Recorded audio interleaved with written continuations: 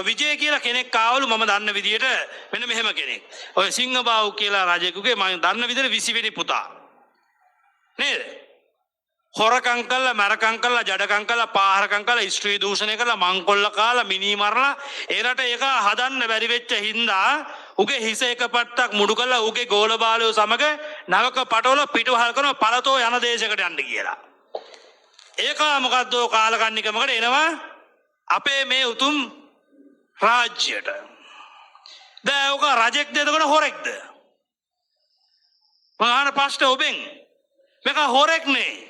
අන්න ඌට දාව උපන් උන් තමයි මෙරට දේශපාලනය කරන්නේ.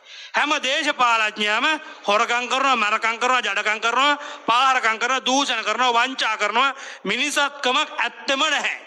අන්න උගෙන් පැවතෙන උන් තමයි මම හිතන ඔය දේශපාලඥයෝ. සිංහල ඔබ උගෙන් පැවතගෙන ඉන්නේ නැහැ. ඒක මතක තියාගන්න. සිංහල ඔබ පැවතගෙන ඉන්නේ රාවණ සමයටත් එහා ඉතිහාසක සිට.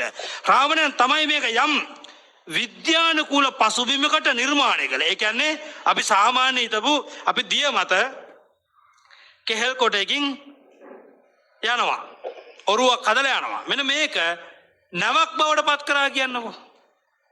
අර එහෙම විසිරලා තිබුණු තාක්ෂණය යම් පොතපතකට කරලා මේ විෂයක් වශයෙන් සකස් කරලා මේක ජනතා අධ්‍යාපනයට පිරිනමන්නේ රාවණයන් විසින්. පැහැදිලිද? අන්න එහි නිර්මාණයක් තමයි එහි තිබුණු සුවිශේෂී නිර්මාණයක් තමයි හෙළ වෙදකම අන්තර්ගත වෙන්නේ ආයුෂ බොහෝ වේවා කියන සංකල්පෙට. ඕනම ලෙඩක් සුවපත් කළ හැකි හෙළ වෛද්‍ය විද්‍යාවද ලෝකයට අවශ්‍ය වෙලා තියෙනවා. සදාතනික ජීවිතයට මග කියන ආයිබෝවන් සංකල්පය නොහොත් ආයුෂ වර්ධනය කර ගැනීම අද ලෝකයට අවශ්‍ය වෙලා තියෙනවා.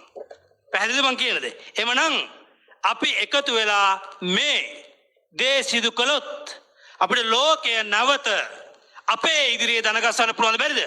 පුළුවන්. අන්න ඒක මතක තියාගන්න.